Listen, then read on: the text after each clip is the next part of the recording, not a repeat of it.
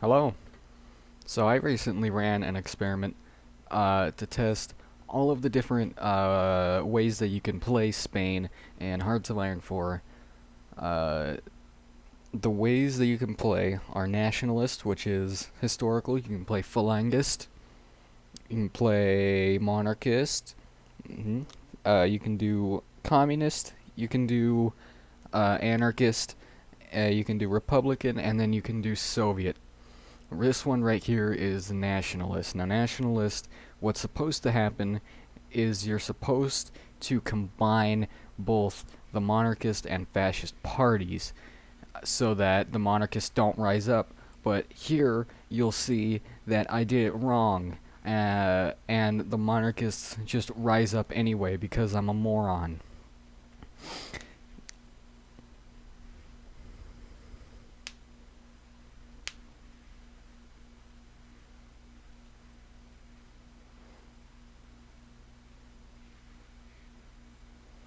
So now you can see that the Carlists have risen up, and so have the Anarchists, the red in the east. Uh, their uprising separated my entire army from each other, which was very unfortunate.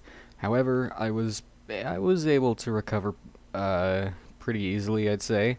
the I don't the monarchists didn't have a whole lot of troops there, so I just have to, kind of micro my way through, and along the way I take out some Republicans, you know how it is.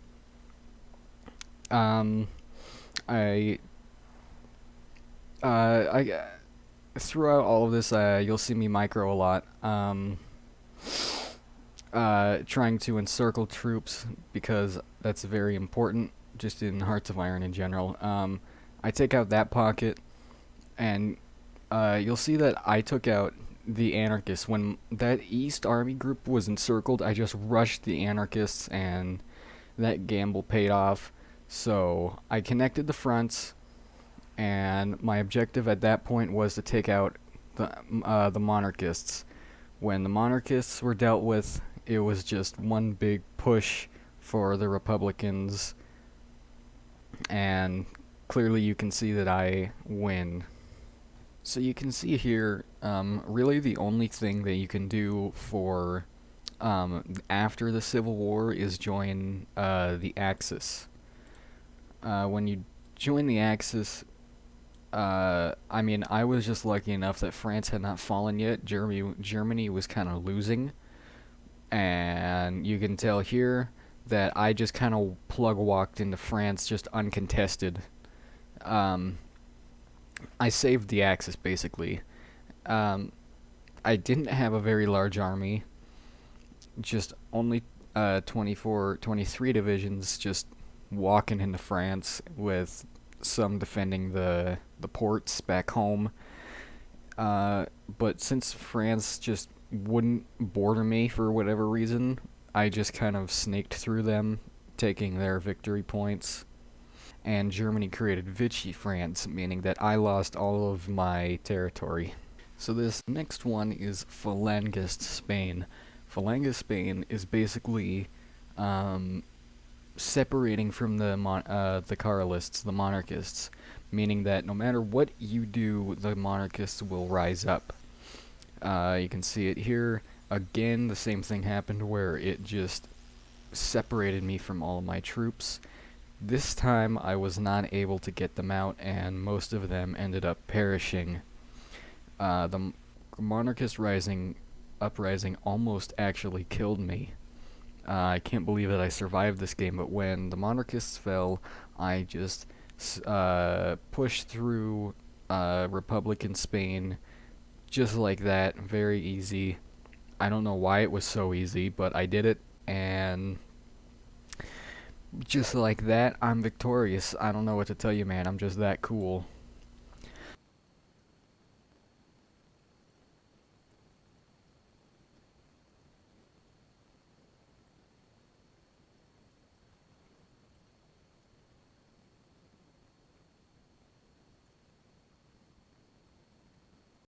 As for what you can do after war with Falangist Spain, it's honestly not that much. Like, basically you send an ultimatum to Central and South American countries that are weaker than you. They're basically trying to force them to join you, and all of those that don't accept you just get a wargle against them. But I don't know why you would do any of that, because if you declare war on them, you're also then at war with the United States. So, I mean, it's cool, I guess, but not that cool. And finally, the last one that you can do for nationalist Spain is Carlist, or the Monarchists. This one, up until this point, was the easiest civil war I had done, because the AI does not know how to fight back when when you rise up. So I just encircled everything and just killed the Falangists and killed the Monarchists just instantly. Killed everyone else instantly, and then I just started invading Portugal. Um, at this point, it's after war, and I joined the Axis. I invaded France, and just like with the Nationalists, there was nothing that they could do. This time, however, the Allies really, really liked invading me. Australia kept naval invading me while I was still trying to take France, and this was actually a pretty hard-fought battle in France, but finally the Allies land an invasion into southern Portugal, and I couldn't fight back. This next one is Republican Spain, and what I did here was I went no Soviet support, meaning that the Soviets would not help me in any way, meaning that this is not Soviet Spain, this is just democratic Spain. Now, for some reason, Portugal went into a civil war, meaning that Portugal was now on my, I had to invade Portugal, so I defeated Portugal. The anarchists rose up, as per usual, but thankfully I was able, with Portugal's help, I was able to just steamroll all of them. No one stood a chance. I'm just that cool, man. I don't know what to tell you.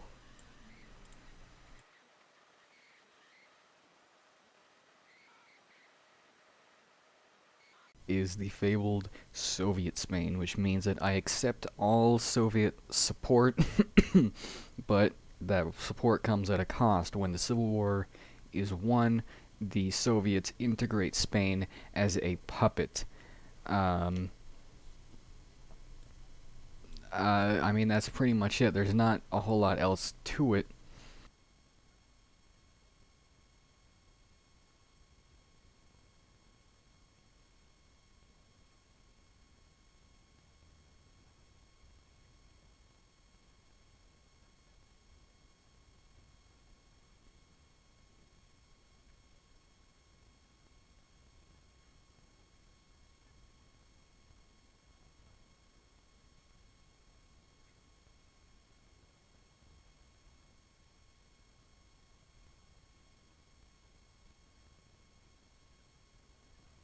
Now, when you try to break free from the Soviet Union, they occupy the entire east part of the country. Um, when you finally go down the War of Independence focus, you declare war on the Soviet Union, and you retake the eastern part, but that's it. This one is the Commune of Spain. The Commune of Spain is, it's kind of like the Anarchists. You rise up from the Republicans, but after you do, you have two options. You can either go Soviet support, which is kind of like the last one, or you can be independent, which is what I chose. Um, when I do remember this one being my favorite. I don't remember why though. I think it was probably because this was the easiest Civil War I did. Because when I rose up as the Commune, no one stood a chance. I just practically steamrolled the Republicans, and I just plug walked into the Carlists and annihilated the Falangists. As for things to do after you win the Civil War, there's honestly not really anything, which is why there isn't an after-war section. It's just the Civil War.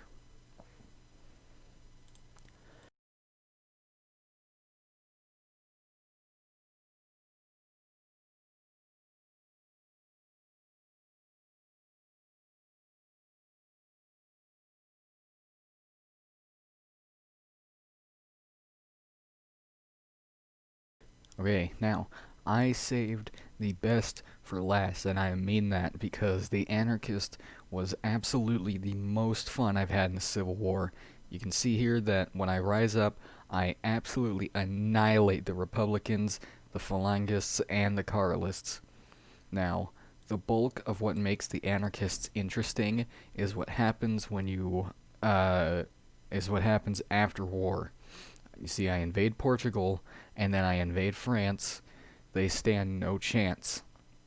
The anarchist path gives you so many buffs and such. So, when I take France, I just go straight in and invade Germany. And the Germans stood no chance against me either. I just annihilate them, and they couldn't stand a chance. This game went well into 1943. I had so much fun with the anarchist's path. Now, I want to make this very clear. I don't want to get too political here, but I really do not like anarchy. I hate anarchy. I am anti-anarchist. However, the anarchist path was the most fun I've ever had playing Spain, and I mean that. If you own Hearts of Iron 4 and you own this DLC and you haven't played Anarchist Spain, what are you even doing? Is my question. What are you even doing with your life if you haven't invaded France and Germany as anarchist Spain?